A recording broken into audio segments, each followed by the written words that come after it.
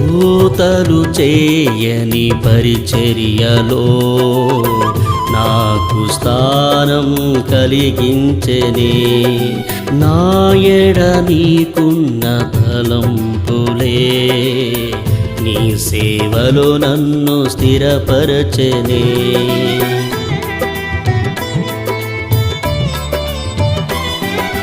దూతలు చేయని పరిచర్యలో నాకు స్థానం కలిగించెనే. నా ఎడ నీకున్న తలంపులే నీ సేవలో నన్ను స్థిరపరచెనే. నీ సేవయే సౌభాగ్యము,